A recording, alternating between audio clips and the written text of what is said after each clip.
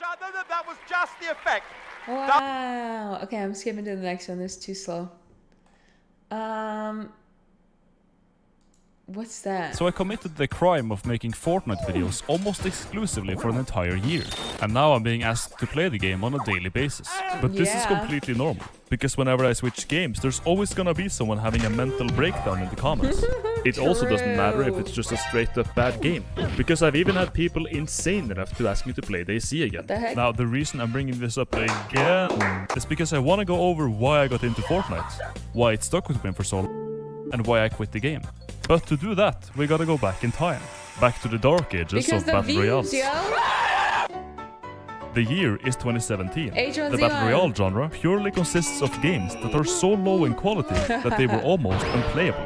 Games like H1Z1 and Ark handle like a Steam greenlit early access stink piece. And Arma 3 Battle Royale is, I don't know, Arma bad. Now you might say that Ark isn't a Battle Royale. Dude, do you guys remember, a posture tech, Tyler and Greek's Arma roleplay? That man, those were the best streams. Yes, you'd be wrong. Because the only thing Ark is missing to be defined as one is the circle. And you're essentially doing the same thing, running around killing people on a map that's way too big for its own good. Either way, what these games did do was prove that if someone were to make a Battle Royale game and didn't completely fuck it up, they could probably make a lot of money. Because despite the game's problems, they still managed to get popular simply by being Battle Royales. Now we've reached a point where competition is inevitable. And with that, we get PUBG. PUBG emerges. The sales skyrocket. And before you know it, people are paying upwards of $2,000 to look like they regularly browse Reddit. So what did PUBG do that the other games didn't? Nothing. Turns out, it did exactly what the previous games did, only slightly better. And fortunately for Brendan Green, that's just good enough to be deemed acceptable by the average gamer. So let's take a look at what PUBG got right and what they didn't. Was PUBG nice to look at? Not really, but considering what the other games in the genre looked like at the time, you couldn't really complain. Besides, the game was labeled early access, so I'm not even legally allowed to criticize it for looking bland. Legally? As we all know, PUBG is a battle royale, meaning you can do anything you want as long as you stay in the circle. For example, sitting completely still with a shotgun, laying on a hill, or sitting completely still with a motorbike. When you load into a game of PUBG, you'll find yourself surrounded by 100 players. But what happens when you combine an unstable game engine with 100 players? Lag! But after enough people die, the game plays out just fine. In terms of ballistics and gunplay, PUBG went for something more realistic. Except air isn't real. We made it up. And the only thing affecting bullets is gravity. So forget everything you thought you knew about assault rifles, because they now have an effective range of whatever. Basically, if you put a 15 times scope on an M249 machine gun, and then go prone to apply the bypass. But isn't that every battle royale ever? You can basically hit them from any range ever. You now have a fully automatic low recoil sniper with 100 rounds per magazine. It's not in Fortnite. I'm pretty sure if I get a scar, I could pretty much shoot someone from anywhere. We've reached the point of no return. Is that PUBG used to give you like these scopes so you could see the people from ridiculous lengths away. Whereas Fortnite, you couldn't even see them, so you couldn't shoot them, basically. And you need to make a choice. You take the blue pill, remain ignorant of your surroundings, and get sent back to lobby because you couldn't hear the guy who snuck up on you. You take the red pill, enhance your senses, and become one with your Russian camouflage, so that no one may enter without you knowing. However, if you choose the red pill, you will soon come to realize that there's a price you have to pay. In Fortnite, so maybe I was using the sniper a lot too. And tinnitus by the age of 20. The game also had proximity voice chat. Like, look at this scope on the... This is on the AK. Look at this scope. This is like an 8x scope. But Bluehole disabled it in lobbies when they found out that it was only used for mic spamming streamers. Saying the N-word. Hey kid, get off the fucking... Whoa! We're just not gonna say it. There's no way. There's no way it'll be said. I think I'll see it. But in the end, PUBG It's was fun. censored. Did anyone check it? Has anybody checked it? I had a good time with it. And to be honest, I didn't really Well- notice most of these issues until they were drastically improved upon in, you guessed it,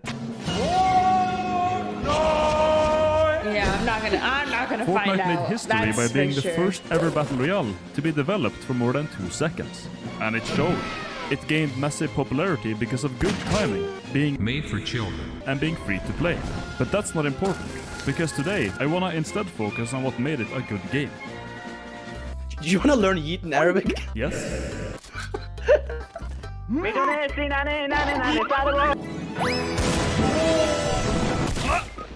Compared to PUBG, Fortnite made major improvements on all ends. The visuals were full of color and pleasant to look at. The gameplay was tight and responsive. The netcode made PUBG look like 2 cans on a string. And the business model?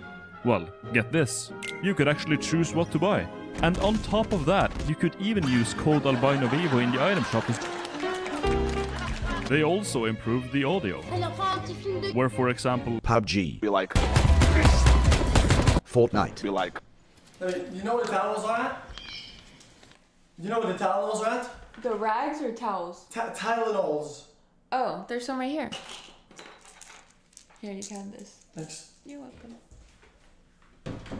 Dude, I actually thought it was a video talking to me because you started talking right as they mentioned the new hearing.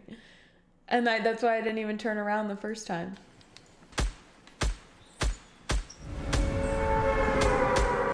but the most important feature of Fortnite was that it had a solution to the biggest inherent issue with Battle Royales, which is random chance. Picture this. You're playing Fortnite.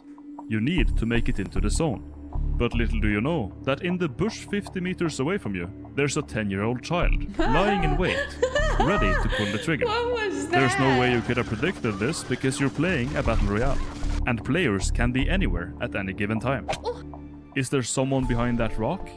Will the guy in the house next to you come back from his 5-minute-long shitting break just as you engage someone else? Yes. Or will someone just happen to spot you as you're giving your last shield Yes. potion to an e-girl? Dude, back off. It doesn't matter, because in Fortnite you can build.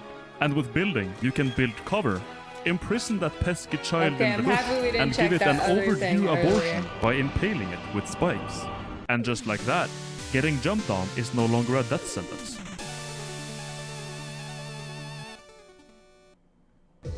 Fortnite got really big, almost too big, and at one point it was all over the place. I might not have liked the fact that my neighbor's 12-year-old son kept doing Fortnite dances everywhere, and Fortnite might have been single-handedly responsible for spawning the Fortnite was biggest actually heap of fun at AIDS first that until YouTube has people ever got seen. real crazy But I with the didn't think less of building. Fortnite as a video game I because of kind of that. wish there was a Because limit in on the the end, building, to be Fortnite honest. was really well executed, and I appreciate that. In the beginning of the video, People I built mentioned that I quit skyscrapers Fortnite, and it but just here's the wasn't thing. fun.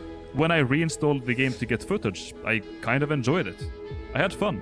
And right now I'm playing the game again on a regular basis. So scratch that, I guess.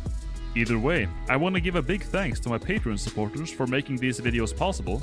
And Like, if you think about it, the building and even the editing has become just button smashing. It's just, if you can calculate, like, if you can set up your keybinds in a way where you're just like tapping, like smashing in a methodical way, building and editing is really, to me, just button mashing. I just wish that there was like a limit on it. Like, no, you're not going to build 20 stories into the sky and sit in the skybox all day. You're not going to do that. iCarly theme song cover.